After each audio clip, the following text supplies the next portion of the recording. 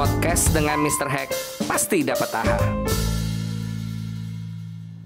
Podcast dengan Mr. Hack pasti dapat AHA. Bersama saya lagi Gendro Salim dan saya Edward.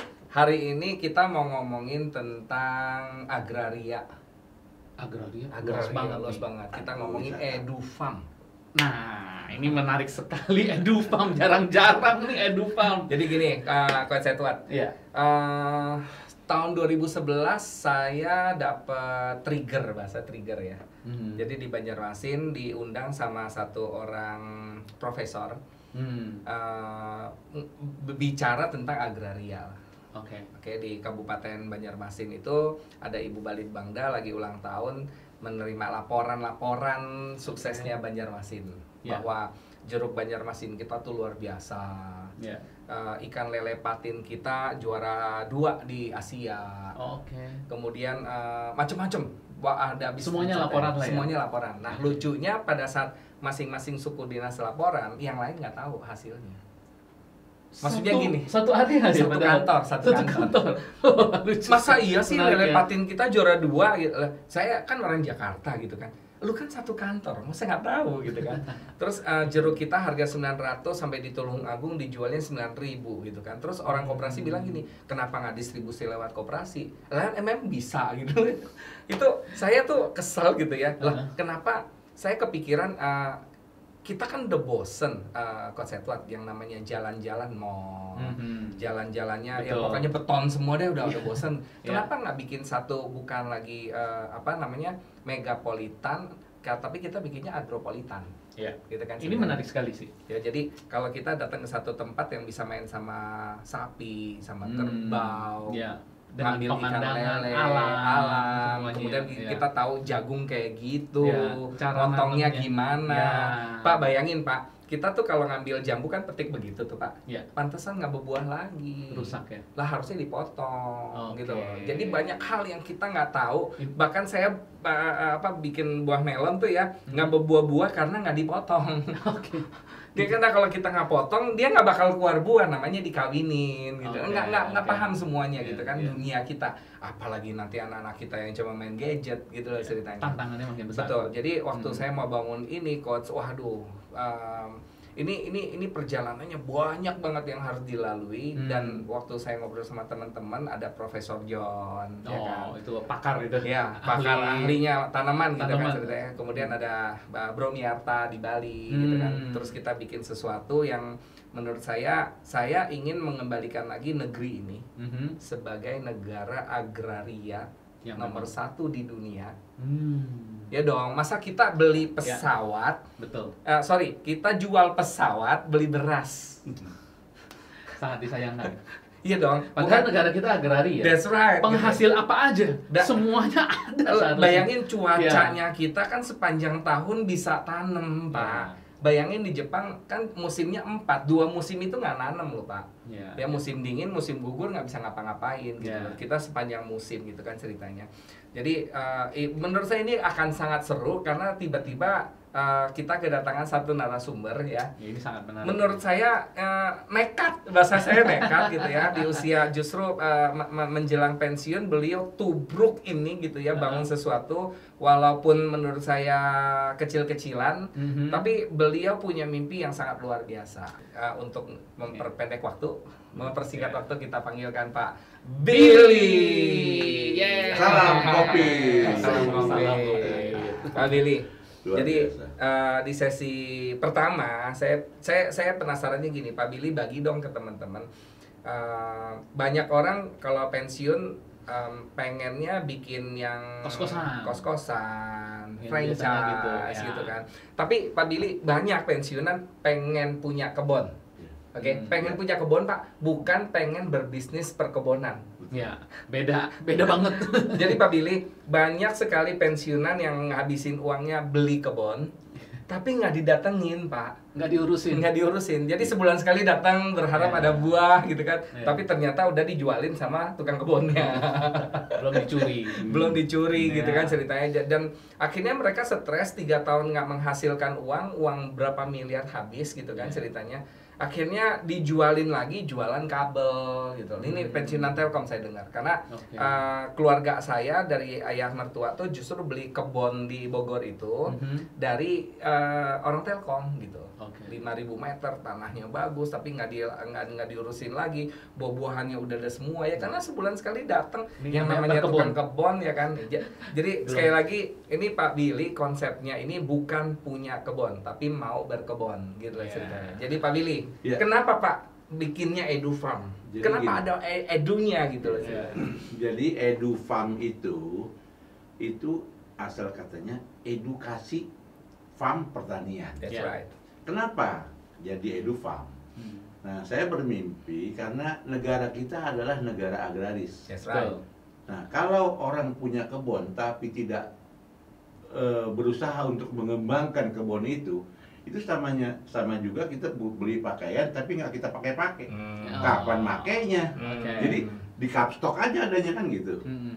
Nah, yang saya geluti sekarang adalah bagaimana membuat Edu Farm itu menjadi pencerahan. Pencerahan untuk siapa? Pencerahan untuk anak-anak borju. Anak-anak borju. Siapa sih anak-anak borju? Itu loh anak-anak yang cuman kenalnya mall doang. Mall doang. Mall sama gadget. Mall sama gadget. Gitu loh. Nah, sekali-sekali kita undang mereka untuk kita berikan pengetahuan tentang bagaimana cara menanam cabai, bagaimana cara menanam tomat. Back to nature ya. Itu dia konsepnya, back to nature. Jangankan nanam, Pak Billy. Ini jangankan nanam. Ini true story. Oke. Ponakan saya dikasih salak. Dia bilang ini apaan nih? Ya buah-buahan, bisa dimakan, bisa. Bukanya gimana? Tajam katanya. Betul. Bahkan karena anak borju itu, kupas salak aja nggak bisa gitu. Kupas salak nggak bisa, dia takut kebeler. Saya jadi keinget ini Singapore Zoo. Saya pernah dengar ceritanya tuh awal-awal tuh kenapa terjadi Singapore Zoo? Karena waktu anak TK-nya disuruh gambar ayam, mereka kebingungan. Karena beton semua di sana. Anak TK disuruh ayam itu bingung itu apaan gitu loh. Sampai akhirnya mereka memikirkan, akhirnya mereka bikin Singapore Zoo di dalam kotak di Singapura itu. Luar biasa nih Pak. Ini menarik sekali nih visi Bapak ini. Tapi yang lucunya gini Pak, bayangin ya, Singapura bikin, kita udah ada tapi nggak diurusin. Bayangin Garden by the Bay. Ini mereka nggak punya garden, bayangin. Kita di mana-mana garden gitu loh saya. Nah, satu hal lagi yang perlu kita kasih pencerahan kepada anak-anak SD. Ya, kita mainnya dari TK lah. TK, SD, SMP. Ya, itu yang kita batasi. Nah, untuk apa? Untuk tadi cara menanam, cara menyangkok, cara okulasi, sampai kepada bagaimana cara memberikan makanan kepada rabbit. Apa rabbit? Kelinci, ya kan? Nah, bagaimana cara kelinci itu makan? Itu ternyata dari carrot, ya, wortel kita kasih.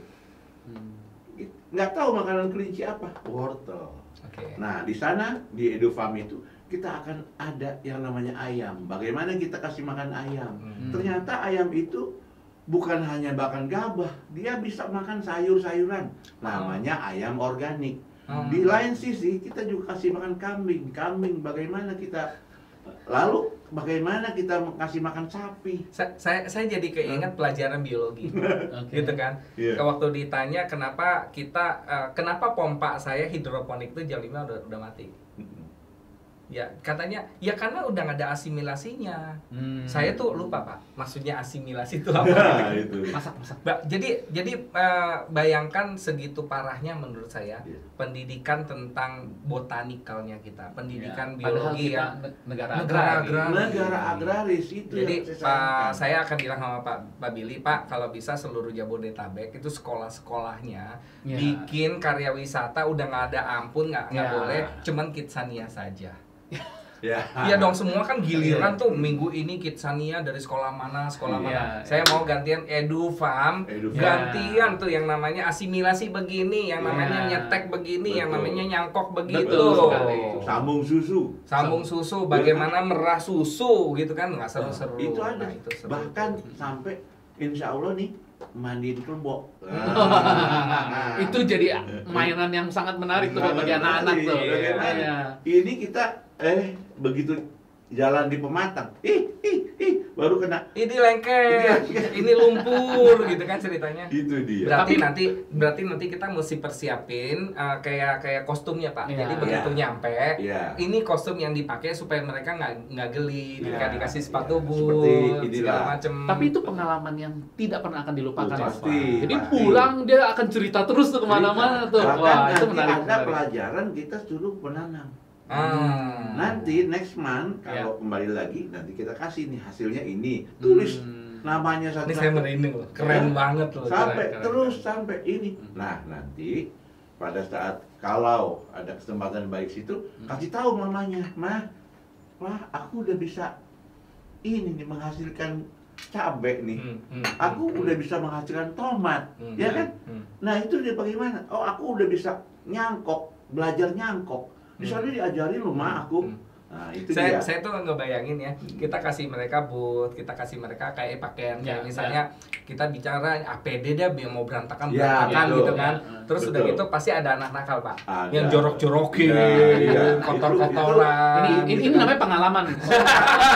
Sensasinya di situ. Sensasinya di sana. Itu akan kira 2-30 tahun kemudian dulu kan lu gue jerokin lu. Dan saya yakin Pak, pada saat di satu kota berhasil, kita tinggal duplikat ke kota-kota yang lain dan kita punya semua. Tapi dengan kekayaan alam masing-masing yang berbeda. Mungkin kalau di Bali kita dorongnya ke laut, gitu kan. Yang danau kita bikinnya daerah danau dan seterusnya. Dan ingat, destinasi pariwisata kita banyak sekali. Jadi ini harus keluar cara ngomong banyak itu banyak sekali gitu. Jadi penting itu. Jadi disesuaikan dengan alam masing-masing. Betul. Gitu. Wah, ini kalau gitu nih rencananya gimana nih Pak Billy, mungkin bisa ceritain ke depannya EduFam-nya mau dibawanya seperti apa? Pertama kita akan buat sedemikian rupa sehingga ada sensasi lain untuk anak-anak kita nanti untuk dia akan memilih. Karena sekarang ini kalau kita lihat keadaan sekarang itu memilih untuk berhasil itu sesuai dengan keinginan. Dulu kan kita disuruh mau jadi apa? Mau jadi dokter, mau jadi apa? Insinyur gitu. Padahal dia nggak bisa gambar gitu. Gimana mau jadi? Atau dia takut lihat darah kan gitu. Nah sekarang ini dengan adanya tes tes yang tes bakat. Nah dari situ dari waktu kecil sudah diarahkan supaya yang petani hilang 2.100.000 petani hilang. Kenapa ya? Karena udah tidak tertarik dengan pertanian gitu. Itu. Dan itu juga sedih sih Pak. Semakin bergeser sih.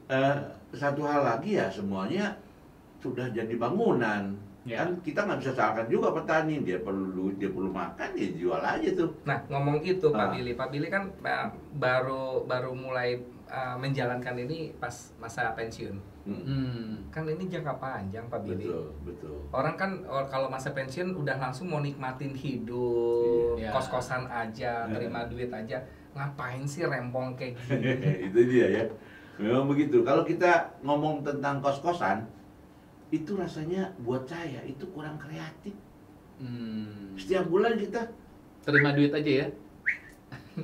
Gitu loh, nggak ada kreativitas. Oke. Tapi dengan EduFam ya, yang kita cultivate ini akan ada proses.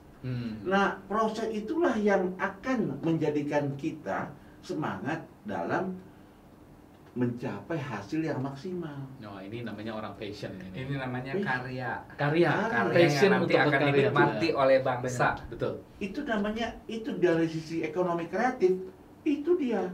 Bagaimana kita menanam jahe yang notabene ya itu 9 bulan.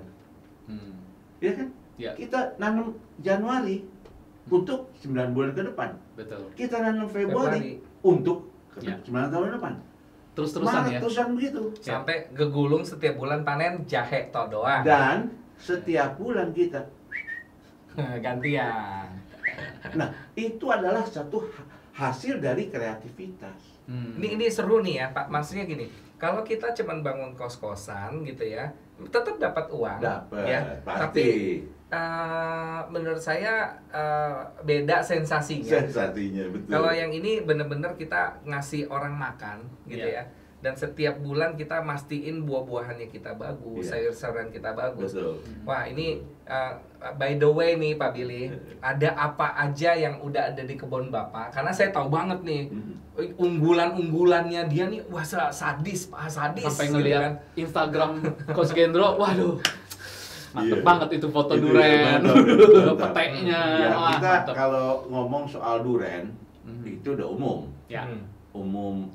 Kenapa saya bilang umum? Karena memang ya itu adalah raja di raja, kan gitu ya. Semua orang cari duren. Karena the king of fruit is duren. The king of fruit. Iya, betul. Okay. Nah, sekarang kita coba untuk melatih anak-anak itu bagaimana kita menanam cabai, bagaimana kita menanam tomat, bagaimana kita menanam serai, daun serai, yang ada di dapur mak kita tuh. Ada lengkeng, saya dengar. Nah, Pisangnya namanya mana lagi? Jadi habis makan mana lagi? Mana lagi? Saking enaknya gitu. Jadi ada di sana selain di Edu Farm, itu namanya ada Billy Lengkeng. Jadi khusus lengkeng. Khusus lengkeng. Itu lengkengnya lebat. Nah, kenapa jadi ada semacam apa tuh yang namanya moto apa semacam jargon ya. Saya pernah melancong ke Manchester United. Siap. Itu kan di London sana. Langsung saya lihat. Jadi ada langsung begini. Jadi ada satu gambar dia bilang, when I think football, I think MU. Eric Cantona. Nah, dengan itu dapat saya ilham. Dapat ilham. When you looking for lengkeng, think Billy Lengkeng. Nah, itu dia. Dan ini sensasinya metik lengkeng itu lain dari lain. Enggak, ini sadis kok, Pak Coach Edward. Lengkengnya itu dagingnya tebal banget. Biji kecil. Mantap ya. Ngeces ya. Saya nggak berani ngebayangin. Terus udah gitu satu pohon, hijaunya nggak kelihatan karena semuanya lengkeng. Gitu. Mantap. Sekali panen satu pohon berapa kilo, Pak? Ya, ada untuk pertama ya bangsa 20 kilo. Satu Ya pohon. kan, sekarang udah ke minyak 2 tahun ada 50 kilo. Dan itu Satu jangan pohon salah. loh ya. Dan itu jangan salah. Adanya di Bogor, nggak jauh. Ada duren, ada lengkeng, ada pete, ada pete. Petenya. Aduh, pete itu kalau dijual bulan Ramadan atau ini Lebaran, 15.000, 10.000 gitu ya. Luar biasa. Pepayanya ampun deh. Nggak jauh-jauh kita kayak gampang ambilnya. Gampang ambilnya. Petenya waktu digigit garing manis. Ini banget itu. Apalagi kalau ada sambelnya. Udang pete. Luar biasa. Gila. Itu makanan Betawi tuh. Dia makan sampai aja ya. Ada buah pala, ada cabai rawit, gandaria. Wah, alpukatnya juga nggak Alpukat juga. tahan. Mantap nih. Alpukat kita ada beberapa jenis ya. Yang sekarang ya marak adalah alpukat mentega. Ya kan? Ya. Nah, ada satu di tengah itu ada namanya alpukat bullfrog. Bullfrog. Tampangnya sih kurang enak dilihat ya, karena bullfrog, kulit kodok, ya kan. Tapi dimakan rasanya, masya Allah. Lebih bagus, lebih enak dari tampangnya. Itu dia. Itu yang menyebabkan satu daya tarik yang saya akan passion di situ. Kenapa? Karena kan sesuai dengan panggilan ya, panggilan ya. Passion. Kan passion, kan kata Nabi ya, Nabi ya. Itu Iza mata belum ada in koto amalu ila min salasin. Nah, apa artinya? Sodakutin jariyah, al ilmu yuntafa'u bihi, al waladun soleh yad'ullah. Nah, jadi ketika meninggal anak Adam, yang tinggal itu yang dibawa adalah 3 perkara. Yang pertama adalah sedekah. Sodakoh amal jariyah. Yang kedua ilmu yang bermanfaat. Yang ketiga ada anak yang soleh yang mendoakan. Nah, saya kepengen 3-tiganya, tapi yang khusus adalah ilmu yang bermanfaat. Jadi begitu anak-anak itu dikasih edukasi pertanian tentang menanam cabai, tentang menanam tomat, tentang mengokulasi, tentang mensetek, tentang cangkok, itu adalah ilmu yang bermanfaat, pasti berguna buat dia. Saya mau nambahin, sekalian nanti di tempat Pak Billy kita bangun pabrik-pabrik kecil yang buat ngolah misalnya keripik pisang, penghasil ini ya, kemudian jus durian, home industry itu. Nah, sekarang saya lagi mau membuat satu destilasi tentang daun cengkeh. Jadi minyak cengkeh, ya, daun pala menjadi minyak pala. Wah, menarik ini. Kita belum bicara timnya Pak Billy ini jago bikin bibit. Itu dia. Ini yang susah nih. Tapi udah pegang orang kuncinya udah bagus nih. Duren, mau ambil bibit duren enaknya. Jadi habis kita makan tuh bijinya diproses sama dia, dijadiin bibit, dijualin bibit-bibitnya gitu. Mantap. Nanti setelah dia kira-kira 50 cm, ya itu sambung pucuk. Kasih lagi pucuk yang sudah pernah berbuah. Coach Edward, kita kan sebagai pebisnis coach ya. Kira-kira kalau dibikinin bisnis jalan nggak, Coach? Wah, ini mah bukan jalan lagi. Segala macem. Ya, kita describe ya. Yang pertama ada namanya bahasa Kidsanianya. Jadi dapat uang dari anak-anak wisata. Itu satu. Yang kedua bisa jual buahnya. Betul. Yang ketiga bisa jual bibitnya.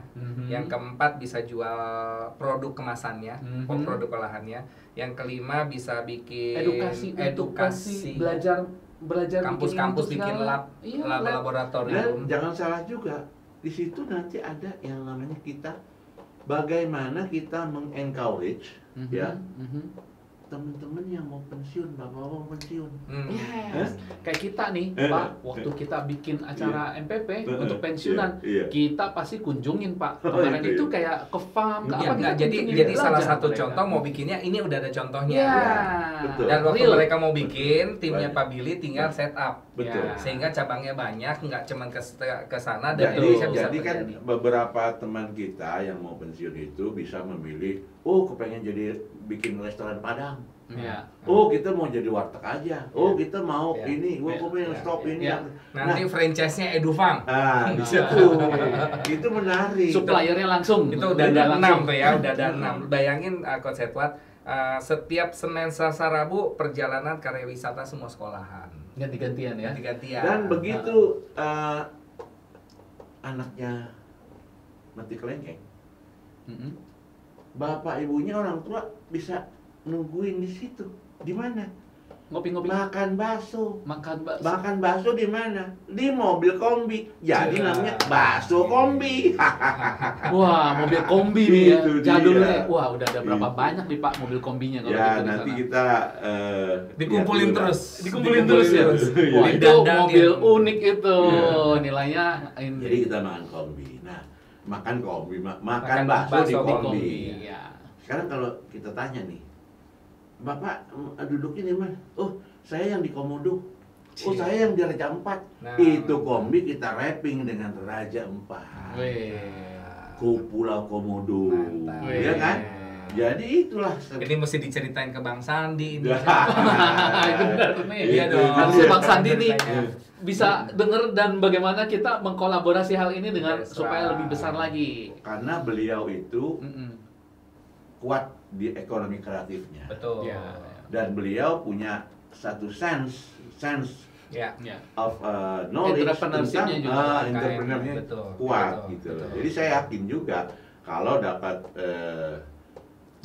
dukungan dari beliau, ya kita akan senang sekali mensupport gitu. Untuk negeri kita. Untuk kita. Saya gitu. Sekarang ngomongnya tantangan. Dari tadi kita ngomongnya enak-enak. Mimpi, saya percaya ini nggak mudah. Wow, pasti. Karena di Bali, Pak Billy, ada wisata EduFarm, bukan EduFarm sih, wisata kebun stroberi. Iya. Namanya petik sendiri. Iya. Oke. Jadi begitu musim, Pak Billy petik dong seminggu. Terus sisanya 51 minggunya nggak ada. Wow. Karena nggak dibikin sistem plasma. Yeah. Jadi begitu datang rame-rame petik, besok begitu datang lagi maaf udah habis stroberinya. Jadi Pak Billy tantangan yang pertama adalah bagaimana mengatur manajemen ya. Jadi sekolah hari ini datang, jangan sampai besok ada sekolah lagi datang, anak-anak 70 nggak ada yang bisa dipetik gitu. Nah ini terjadi juga yang paling gampang ya, saya nggak sebutin namanya, di daerah Cilengsi itu kan ada taman bla bla bla. Dimana katanya ya tamannya taman buah sih, tapi wisatanya apa? Ya main kereta, perahu-perahu, mana buah-buahannya? Masuknya ke supermarket, ya sama juga bohong. Ini namanya bukan taman buah, gitu kan ceritanya. Jadi saya percaya Pak Billy manajemennya juga nggak mudah. Terus kemudian kayaknya tantangan belum tentu keluarga. Ini kan keluarga supportnya juga pasti, gimana ya? Itu penting. Ya, support dari keluarga, manajemen sumber daya manusianya. Apa Pak Billy yang paling berat? Yang paling berat adalah SDM. Yang berat kedua adalah dukungan keluarga. Satu SDM. Bagaimana kita mengarahkan mereka untuk jalanin apa yang kita pikirin? Iya, itu seperti itu. Dan kita harus benar-benar konsen terhadap ability dia. Kita tingkatkan. Bagaimana? Ada yang rajin, oh ini bagian nyiram aja nih. Tapi kalau ini yang rajin dan dia smart, kita akan tingkatkan. Seperti itu. Yang kedua, keluarga. Kenapa? Lagi COVID. Satu, yang kedua adalah biaya hepeng. Karena keluar terus ya. Lagi nabur terus. Karena apa? Ini seru coba nih, begini, ini seru. contohnya nih.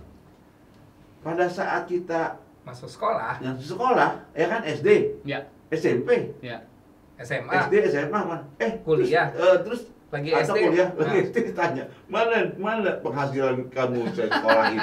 Padahal baru SD ya? Baru SD, mana? Nah ini kan baru SD. Baru SD kita, kan gitu. Anak baru masuk sekolah kelas 5 gitu kan.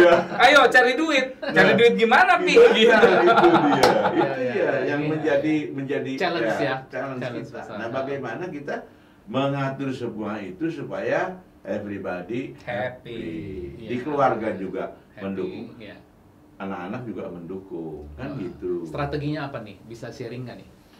Jadi strategi saya adalah memang pada saat kemarin saya sudah memberikan pemahaman juga ya. Membentuk satu pemahaman bahwa ini adalah perkebunan. Perkebunan atau agrowisata saya passion saya. Nah, untuk itu tidak langsung cepet kayak simsalabim, kan instan. Nggak instan. Jadi pengertian ya. Pengertian. Nah sekarang, alhamdulillah dengan adanya udah ada yang bisa dipetik seperti duren, ya kan? Seperti kelengkeng, seperti jambu, madu deli. Nah lucunya gini Coach Edward, saya dengar cerita Pak Billy, anaknya ngusulin lagi COVID gini kan jahe lagi penuh nih, lagi di mana lagi tinggi, jahe merah lagi gitu. Terus dia bilang sama bapaknya dong harus tanam cabe, kemudian diajak dong anaknya datang jahe merah, anaknya diajak datang ke kebun gitu. Tuh segitu ratusan pohon tuh siapin. Masa ikan diajarin berenang. Jadi memang luar biasa, perlu apa ya bahasanya, perlu keteguhan hati sih. Betul. Jadi anak-anak milenial ini kan kepengennya cepat, instan, ya kan? Nggak mau lama-lama nih. Wah. Gimana 2 tahun bisa jadi? Gimana 1 tahun bisa jadi? Nah itu dia. Ya, jadi sekarang saya coba untuk melatih mereka untuk vision ke depan. Bagaimana? Ya harus sabar. Betul. Iya kan? Ada saatnya. Ada saatnya, gitu loh. Begitu nanti. Nah sekarang udah ketahuan nih. Nah, Karena sekarang ini kita masih ya charity lah, apa? Tabur, ya kan? Supaya nantinya akan lebih safe lagi. Ya. Nah, mudah-mudahan di EduFarm nanti kita ya insya Allah walaupun itu tidak besar seperti yang lain, tapi insya Allah kita dapat ada insight-nya, ada pemahaman untuk dunia agribisnis, terutama agraria. Setuju. Oke. Mungkin Pak Billy? Ya, jadi Pak Billy, ada pesan nggak kepada kita semua nih orang Indonesia untuk apa ya? Bukan menduluhi apa yang lagi kita kerjain, tapi apa sih pesan Pak Billy di EduFarm ini ke masyarakat Indonesia? Nah, pertama-tama yang harus diketahui adalah kita negara agraris. Pertama. Yang kedua, kalau kita tidak membangun pengetahuan tentang bagaimana menanam, bagaimana mengolah, bagaimana menyiram, semua itu tidak ada gunanya. Jadi pesan saya adalah, mari teman-teman milenial, anak-anak milenial, bapak-bapak milenial, ayo bertanam. Karena bertanam itu adalah untuk masa depan. Seperti kita menulis buku, buku adalah untuk dunia. Pesan saya begitu. Siap. Karena saya percaya digitalisasi lah, industri 4.0 lah, society 5.0 lah, manusianya tetap perlu makan. Iya. Perlu hiburan. Masa makannya beton, makannya gadget, nggak mungkin. Iya. Dan lihatnya semua mall gitu ya. Dan makin mengecil kawasan agraria itu permintaannya makin banyak. Dan saya percaya ini akan jadi sesuatu yang seksi di masa depan. Ya. Semoga. Akhir kata, saya Gendro Salim dan saya Edward C. Billy EduFarm. Sampai jumpa di AHA berikutnya.